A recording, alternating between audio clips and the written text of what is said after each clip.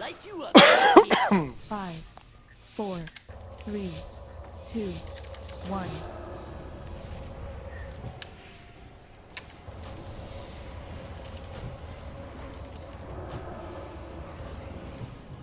Aha!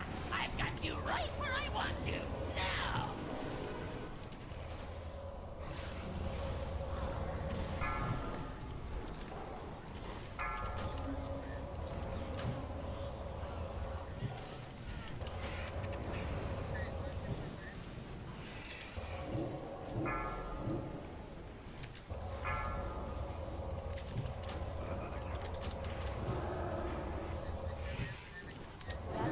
Five, 4, 3, 2, 1. So this is where I'm going to pause it for the first time and just talk quickly about this living mushroom, which is going to be a priority for mostly the healers. And we're primarily going to talk about healers right now, since I'm healing as a disc priest.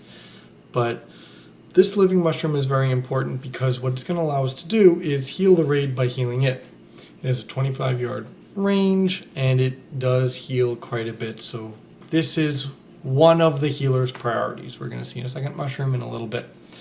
It's very important that the tank moves the boss towards that mushroom so that they also get that healing benefit. Without that, this fight would be incredibly difficult to heal through because it is damage intensive in a raid-wide sense that is very unique. Let's leave it at that. Beware.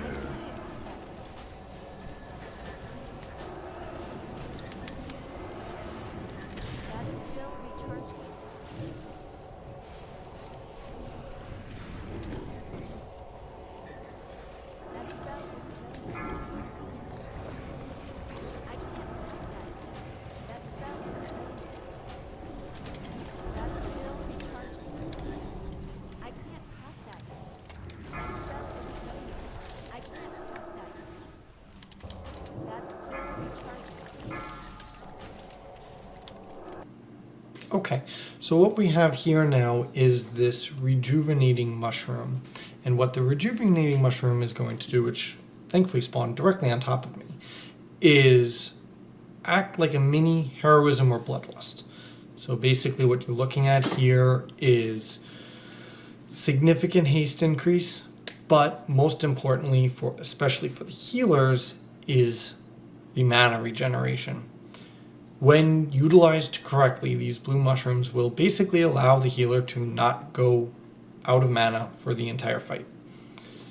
They tend to be a priority over the green mushroom because of the damage increase and the healer's mana. There will be a time in a little bit in the fight where the healers are kind of split between the rejuvenating mushroom and the living mushroom, and both do not last as long because they will take this damage over time effect that essentially will eventually one-shot them no matter how good your healing or shielding or anything can be. So this is another mushroom that is very, very important because of that damage and mana, and healing obviously increases. This positioning just happens to be nice because we have this nice area in the middle here, which is basically a great spot for the boss. The DPS can damage the boss, including the melee, and gain the benefit of the rejuvenating mushroom, as well as the benefit of that living mushroom, which just happens to be hidden behind some of my raid frames.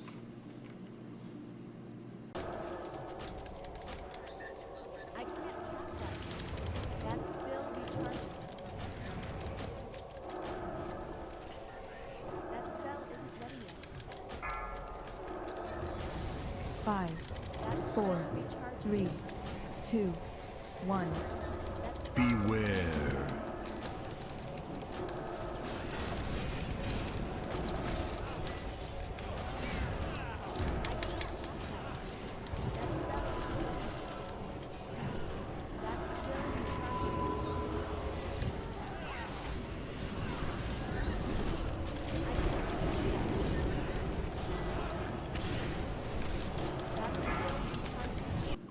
So after that very intense healing phase where we were taking a good amount of damage, and we were split between the two mushrooms. We had to activate both in order to heal through that. It was very healing intensive. We needed the mana, we needed the haste, and we needed the mushroom actually healing as well. One thing I do want to point out is you can barely see it. Both of the priests, myself and Gallows, currently have this little gray dot in the bottom right hand corner. That is how you can know that I have my weakened soul debuff on that individual. Just as a little tip, if there are any disc priests watching and you are trying to pay attention to my bubbles. Now, I do want to take a moment just to talk about the other adds that spawn. So you'll see that right here we have this lovely mushroom, which is going to do an AoE and slow some casting down, etc. There's other ones that are spore shooters. Basically, range, just annihilate them, turn, everybody hit them. They don't last very long when everybody does what they're supposed to do and does that, which is very, very nice.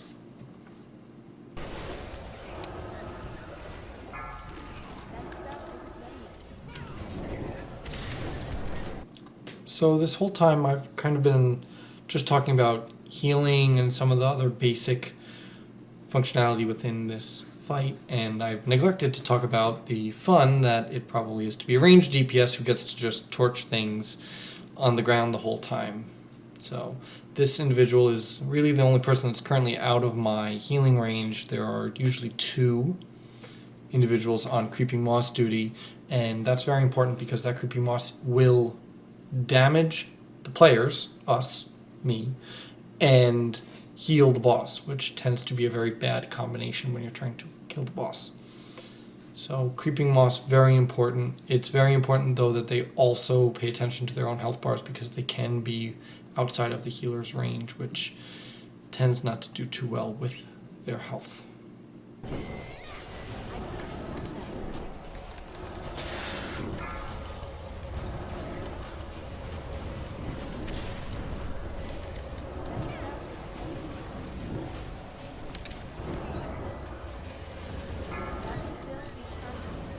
Five, 4, 3, 2, 1.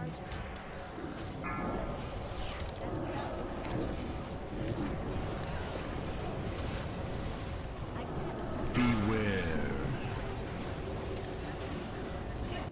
Now, here is one of the final mechanics that we need to talk about, and that's this other essentially mini boss. He's an extra ad that needs to die. Surprise, surprise. So the DPS needs to kill him fairly quickly.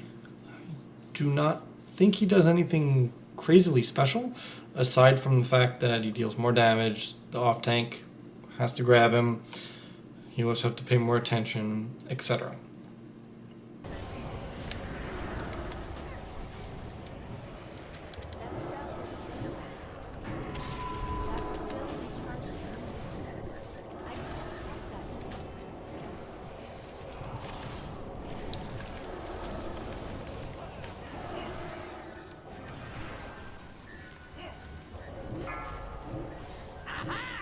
I don't see it. Right where I want you. Now. There it is by Moon.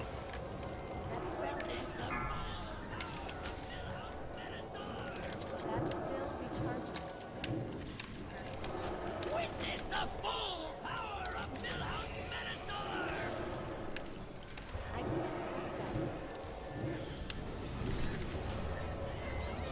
5, 4, 3, 2, 1. Beware. Got the living.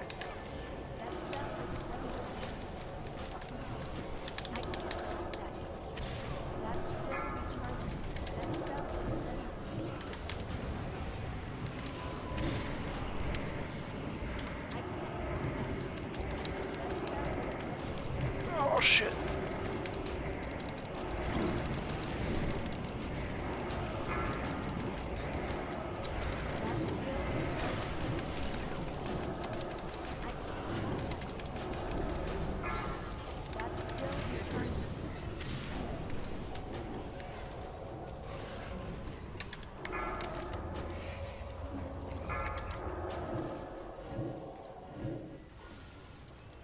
5, 4, 3, 2, 1. Beware.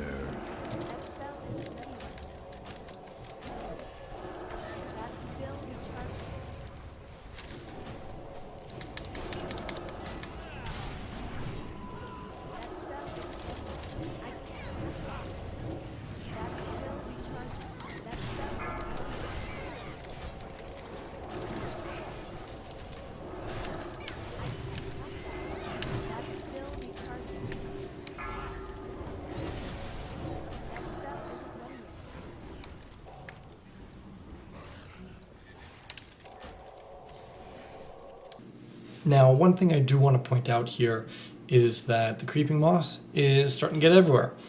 And there's no real hard enrage timer on this boss. The creeping moss is the enrage timer. So eventually, if you don't kill the boss fast enough, that creeping moss is literally going to be everywhere. And you will not be able to kill the boss.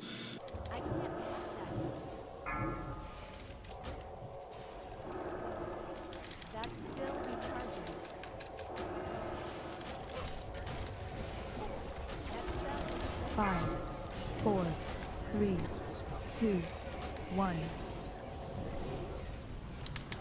Beware.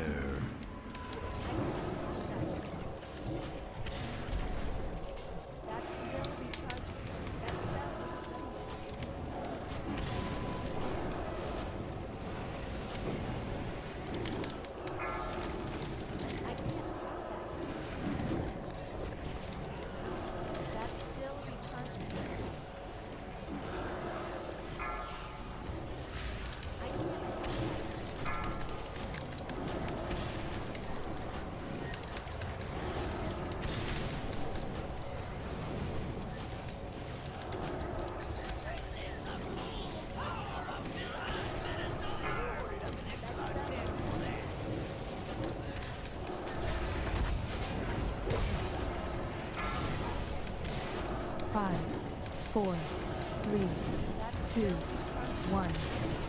Beware.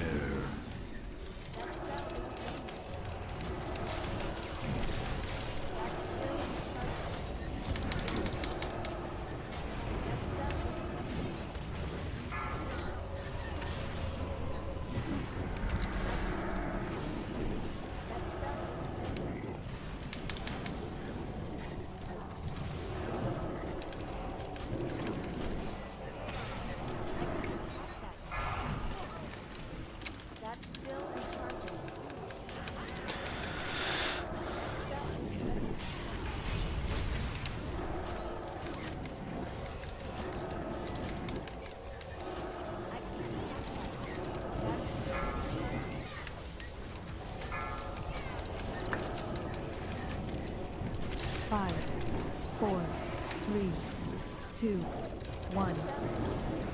Beware.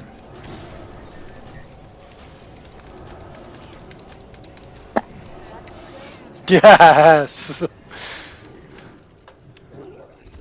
And that's really all that there is to the heroic Brackenspore encounter. Very, very similar to normal, just more damage. Need to pay a lot more attention, etc. If you enjoyed the videos, please feel free to follow me and like me on Facebook. Obviously, facebook.com/Provi, Provi gaming, all one word. You can also follow me on Twitter, which is the @Provi gaming, spelled the same.